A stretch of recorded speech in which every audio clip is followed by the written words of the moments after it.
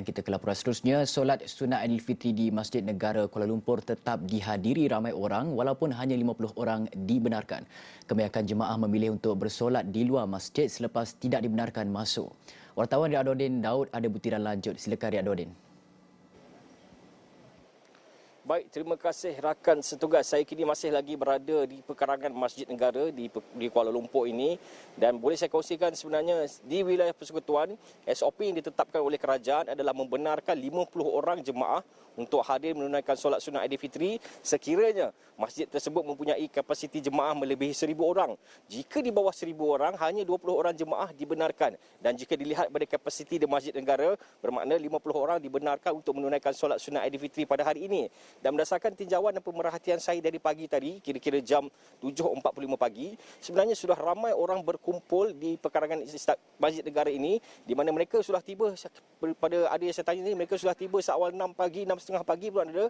Malah ramai juga yang tiba kira-kira jam 7.30 pagi, dan mereka hanya menunggu kerana difahamkan tiada lagi dibenarkan untuk masuk kerana 50 orang yang ditetapkan sudah pun cukup quorum, dan mereka semua selepas tidak dibenarkan untuk masuk, ramai daripada mereka memilih untuk bersolat di luar. Walaupun tidak dapat masuk, mereka tetap ingin menunaikan solat sunat Aidilfitri. Jadi mereka menjadikan kawasan pekarangan di tangga ini dan di bawah sana sikit sebagai tempat untuk mereka menunaikan solat sunat Aidilfitri. Dan apa yang saya boleh kongsikan, sebenarnya kawasan ini sudah pun mula dipenuhi ramai orang, dipenuhi jemaah umat Islam khususnya kira-kira jam 7.30 pagi, dan ketika jam 8 pagi ke 8.30 pagi jumlahnya semakin ramai, dan mereka semua menunaikan solat sunat Aidilfitri di sini. Ada juga jemaah perempuan yang saya lihat berada di belakang sedikit, namun kebanyakannya lelaki. Sehinggalah ke tepi-tepi jalan, hampir dengan jalan, mereka tetap menunaikan solat. Ramai yang membawa sejadah sendiri dan meletakkannya di atas lantai dan solat di sini. Apa yang menariknya, walaupun berada di luar dan tanpa pemantauan daripada Masjid Negara, mereka tetap melaksanakan SOP dengan menjarakkan diri masing-masing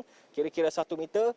Dan saya juga sempat melihat ada beberapa anggota polis sebenarnya, kira-kira mereka tiba kira-kira jam 8.20 pagi tadi untuk memantau kawasan ini. Dan sepanjang pemerhatian saya, tiada kompaun dikeluarkan, cuma ada yang saya lihat mereka memanggil beberapa individu, mungkin kerana ingin menegur ataupun mungkin tiada yang menjaga penjarakan ataupun mungkin yang melanggar SOP, jadi mereka datang untuk menegur, dan mereka pulang kira-kira jam 9 pagi.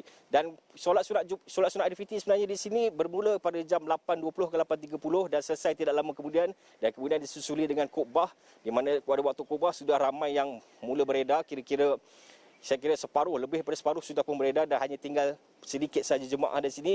Dan ketika ini melebihi angka jam 10, beginilah keadaannya, semuanya sudah selesai. Cuma tinggal penduduk sekitar di kawasan ini mungkin hadir ke sini untuk mengambil gambar. Di belakang ini kita ada signboard National Mosque. Jadi itu saja yang dapat dilihat pada waktu ini. Dan apa yang saya boleh kongsikan, sebenarnya keadaan di Masjid Negara di dalamnya mungkin tidak begitu sibuk kerana hanya 50 jemaah dibenarkan. Namun di luar keadaannya agak meriah. Saya sempat bertanya dengan beberapa jemaah di sini, ada yang tidak dapat balik ke Sabah, ada yang tidak dapat balik ke Terengganu. Namun tak kiralah PKP, mereka tetap meraihkan hari raya dan mereka tetap menunaikan solat sunat Aidilfitri. Kerana pada mereka tak kisahlah jika di mana pun berada, solat sunat Aidilfitri walaupun hukumnya sunat, tapi pada mereka wajib untuk mereka datang untuk menunaikannya. Kerana itulah, tidak dapat beraya dengan keluarga tidak mengapa, tapi solat sunat Aidilfitri mesti dilakukan juga. Itulah antara yang mereka kata. Dan pada mereka, raya walaupun PKP 2 kali 2 tahun tak dapat balik beraya, ianya tetap meriah. Kalau dengan bujang dengan cara tersendiri, kalau yang dengan keluarga dengan cara tersendiri, namun semuanya tetap meriah, dan mereka tetap meraihkan hari raya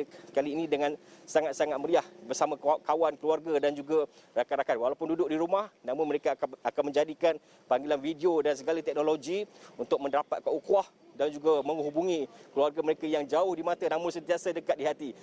Di kesempatan ini juga saya ingin mengucapkan selamat Hari Raya sebenarnya untuk semua umat Islam dan juga keluarga saya. Selamat Hari Raya Aidilfitri, maaf zahir dan batin. Kembali kepada rakan setugas.